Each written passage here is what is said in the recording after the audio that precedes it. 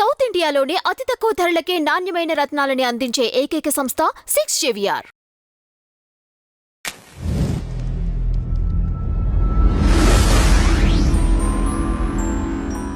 నమస్తే అండి, welcome to our channel. నమస్తే సార్. నమస్తే సార్, ఉత్తరం వైపున ఆర్థిక అభివృద్ధి పెట్టడానికి గల కారణం ఏంటి? ఇది ఆర్థిక అభివృద్ధి అంటే కుబేర స్థానం అది. ఎక్కడైనా అది అందరికీ తెలిసింది. వాళ్ళ వాస్తులో కొద్దిపాటి పరిజ్ఞానం ఉన్న ఉత్తరాన్ని కుబేర స్థానం అంటారు అనేది దాదాపు తెలిసిపోయింది అందరికీ. ఇదేం పెద్ద బ్రహ్మవిద్య కాదు. కొంతమంది అంటారు వాస్తులో మిడిమిడి జ్ఞానం అసలు తెలియని వాళ్ళు కూడా, కొంతమంది పెద్ద పెద్ద వాళ్ళు కూడా వాస్తు అంటే ఏం లేదు, నాలుగు ఉంటాయి. వంట, పెంట, పంట, మంట అని ఏదో గుంట అని నాలుగు మాటలు మాట్లాడుతుంది కూడా చూశాను నేను. అది వాళ్ళకి తెలిసిన నాలెడ్జి అంతవరకే. ఇక్కడ కూడా ఏమవుతుందంటే ఈ కుబేర స్థానం అనేది ఉత్తరానికి ఉండాలని పాత గ్రంథాల్లో కానీ మనం నేర్చుకున్న సబ్జెక్టులో ఉంది అది. కానీ దాన్ని విపులంగా ఎక్కడ ఇవ్వాల. మీరే ఎదగండి, మనకు నడక నేర్పించారు చిన్నప్పుడు. దాన్ని మనం ఈ నడక నేర్చుకున్న దాన్ని, ఈ నడకను దేనికి ఉపయోగిస్తాం? పరిగెత్తుతామా? పెద్ద అథ్లెటిక్ అవుతాం మనం. లేదా దీంతో ఈ నడకతోటి వ్యాయామం చేసుకుంటాము, మంచి ఆరోగ్యం వస్తుంది.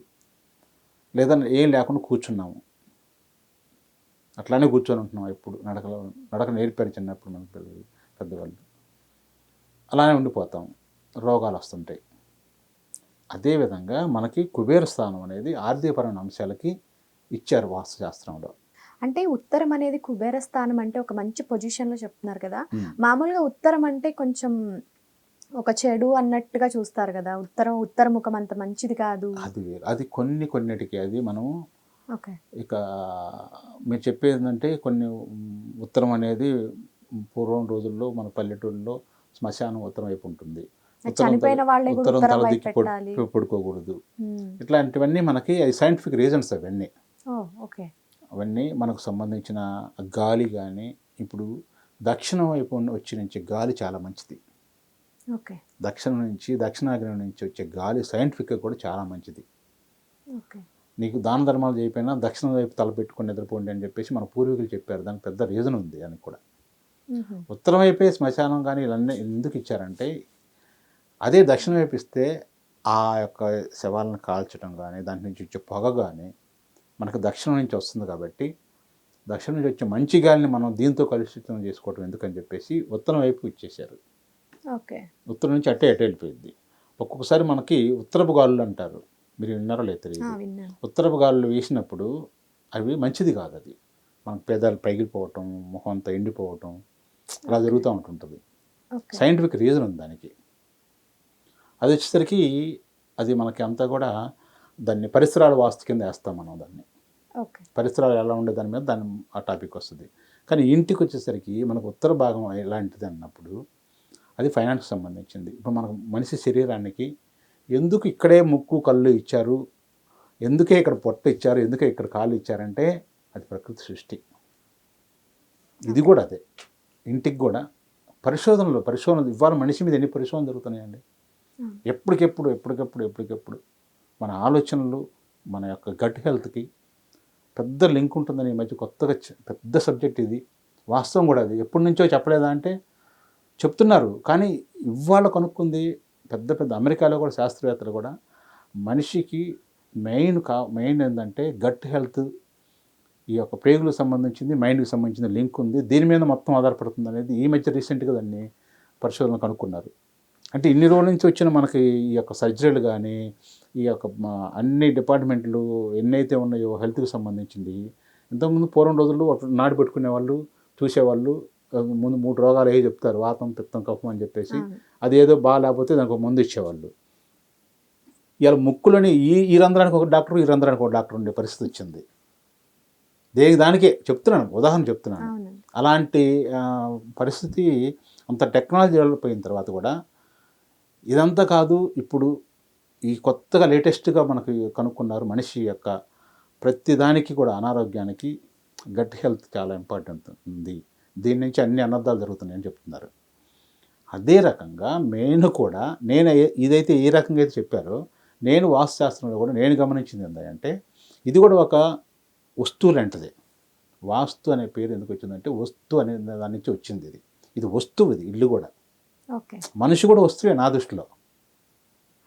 జస్ట్ ఈ భాగంలోకి మన ఆత్మ వచ్చి మనం ఇందులో జాయిన్ అయ్యాం.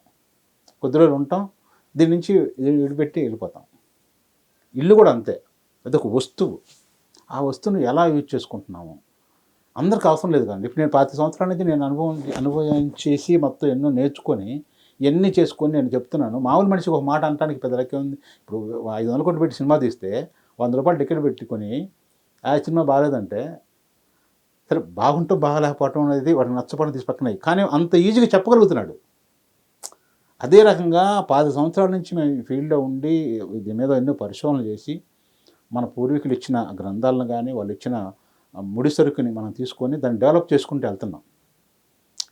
ఈ క్రమంలోనే మనకి ఈ వాస్తుకు సంబంధించిన ఉత్తర భాగంలో ఆర్థికపరమైన అంశాలని ఏ రకంగా మనం పొందుపరుచుకోవాలి, ఇక్కడ ఏ రకంగా ఈ భాగాన్ని మనం శాస్త్రపరంగా నిర్మించుకుంటే ఎలాంటి ఇబ్బంది ఉండదు. ఒకవేళ నిర్మించుకోలేకపోయినా, మనకు అలాంటి వస్తువులు లేకపోయినా దీన్ని మన చక్రం ద్వారా దీనికి సంబంధించిన ఇప్పుడు మనకి ఈ రేలుకి వచ్చేసరికి పగడం పెట్టమన్నారు. ఎందుకు? దీనికి సంబంధించిన నాడి ఇదంతా కూడా మనకి ఈ ఎరుపు రంగుకి సంబంధించిన మన బ్రెయిన్కి మనకు దానికి వెళ్ళిపోద్ది. దీనికి సంబంధించిన వైబ్రేషన్స్ అన్నీ కూడా మనకు ఎక్కడైతే ఇది పెట్టుకున్నామో మనకు ఆర్థికపరమైన అంశాలకు సంబంధించి మనల్ని యాక్టివేట్ చేస్తూ ఉంటుంటుంది. ఎప్పుడు ఆలోచన రావటం అంతా కూడా. అదే రకంగా మనం ఇంటికి కూడా ఈ చక్రంలో దీనికి ఒక నవరత్నాలను తయారు చేసాము. దీనికి సంబంధించిన ఇది పెట్టాము. ఈ భాగాన్ని ఎప్పుడు కూడా చాలా సున్నితంగా ఉంచుకోవాలి. ఇలా ఉంచుకున్నప్పుడు ఏమవుతుందంటే మనకి వచ్చిన డబ్బుని నిలబడటం ప్లస్ రావడానికి ఎక్కువ ఛాన్స్ ఉంది. ముందు మెయిన్ ఏంటంటే ధనం మూలం ఏదో జగత్ అన్నారు. ఏ పని చేయాలన్నా ఏదన్నా కానీ డబ్బు చాలా ఇంపార్టెంట్. డబ్బే ఇంపార్టెంట్ కాదు కానీ డబ్బు ఇంపార్టెంటే, చాలా ఇంపార్టెంట్ బతకడానికి. ఏ పని చేయాలన్నా బతకడానికి డబ్బు కావాలి. కొంతమంది అంటారు డబ్బు ఏం తీసుకెళ్తావా అని. తీసుకెళ్ళకపోయినా తీసుకెళ్ళడానికి కూడా డబ్బు కావాలి, ఉండటానికి డబ్బు కావాలి కదా ముందు. ఈవెన్ చనిపోయాక తీసుకెళ్ళడానికి కూడా కంపల్సరీ కావాలి. ప్రతి ఒక్కదానికి డబ్బు కావాలి. కాబట్టి ఆ డబ్బుని, వచ్చిన డబ్బుని ఎలా ఉపయోగించుకోవాలి, డబ్బు రాకపోతే మనకు డబ్బు రావట్లేదు, నష్టాలు వస్తున్నాయి అంటే డబ్బు రావడానికి మనం ఏం చేయాలి అనే దాని మీద మేము ఈ ఉత్తర భాగానికి, ఈ చక్రానికి, ఈ భాగంలో ఈ యొక్క స్టోన్ని మనం అమర్చడం జరిగింది. అది ఇంట్లో పెట్టుకొని ఎక్కువగా దాని గురించి మీ యొక్క ఆలోచన రావటానికి, ఆలోచన లేని రాదు డబ్బు కూడా. అది మీరు దాన్ని మనం ఏదైతే చెప్పామో సంకల్ప సిద్ధిరస్తులో దాన్ని ఎలా వాడుకోవాలని మేము చెప్పే దాంట్లో దానికి ఒక చెప్తాం రీజన్ అంతే. ఓకే సార్, నాకు ఒక డౌట్ వచ్చింది సార్.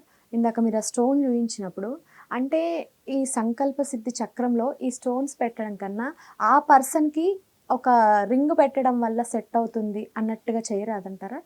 ఇక్కడ మనం వాస్తు గురించి మాట్లాడుకుంటున్నాం, ఇంట్లో లోపల గురించి మాట్లాడుతున్నాము. ఓకే, మనిషికి ఒంట్లో బాగాలేకపోతే దానికి సంబంధించిన అవి ఉన్నాయి, ఆ చక్ర దానికి సంబంధించిన రెమెడీస్ ఉన్నాయి. ఇది ఇంటికి సంబంధించిన లోపాలు వచ్చినప్పుడు ఏం చేస్తాము? ఇప్పుడు ఒకటమ్మా, మనకి కారు ఉంది ఇంట్లో, కారుకి బాగలేనప్పుడు, కారుకి ఇంజిన్ బాగాలేకపోవటం, అది ఏదైనా బ్యాటరీ అయిపోతేనో మన కారుని తీసుకెళ్ళి మనం రిపేర్ ఇస్తాము. మనకు బండి కూడా ఇంకోటి ఉంది, బండి తీసుకెళ్ళి ఇస్తాము చెప్పండి? కారే ఇస్తాం సార్, కారే ఇస్తాం మనం. అంటే ఏది బాగలేనప్పుడు ఏది వాడుతున్నామో, దేని నుంచి మనకు ఆటంకాలు జరుగుతున్నాయో ఆ పార్ట్ బాగలేకపోతే ఆ పార్ట్కి సంబంధించి మనం ఇస్తాం. నేను అదే చెప్తున్నాను సార్. ఇప్పుడు అతనికి అది బాగాలేదు కాబట్టి దానికి తగ్గ ఒక స్టోన్ ని రింగ్ లా చేసి ఇవ్వచ్చు కదా వాస్తుపరంగా. ఇక్కడ మనం చెప్తుంది అదే. ఇప్పుడు అతను బాగానే ఉన్నాడు మనిషి, కానీ కారు బాగలేదు. ఓకే, అతను డ్రైవింగ్ చేయడానికి అతను బ్రహ్మాండంగా డ్రైవింగ్ వచ్చు, ఎక్కడికి వెళ్ళాలో తెలుసు, అర్థమైంది, ఎలా వెళ్ళాలో తెలుసు, ఆయిల్ కొట్టించుకోవడం తెలుసు, అన్నీ తెలుసు, కానీ రిపేర్ వచ్చింది అక్కడ. అట్లా దాన్ని మనం పెట్టుకుంటే కూడా మనం ఆయిల్ తాగితే మనం దాంట్లో రిపేర్ చేసుకుంటే సరిపోదు కదా. ఆ కార్ని అంటే ఇక్కడ ఇతను నడుపుతున్నాడు, ఇతను ఈ డ్రైవింగ్ చేస్తున్నాడు. ఈ డ్రైవింగ్లో ఇక్కడ లోపం వచ్చింది, ఈ ఇంట్లో ఈ లోపం వచ్చింది, ఈ భాగంలో లోపం వచ్చింది, ఆ భాగాన్ని రిపేర్ చేయాలి. అది అన్నమాట దీనికి. చాలా చక్కగా వివరించారు సార్. Thank you.